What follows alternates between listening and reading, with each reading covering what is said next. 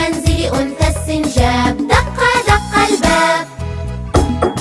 من بالباب؟ أنا جد ومعي هدايا حلوة رائعة للغاية، أنتم في أمن وحماية. صوتك خشن أنت الثعلب، اذهب اذهب يا كذاب. ما دامت ماما بالخارج لن ندخل أبدا أغراب.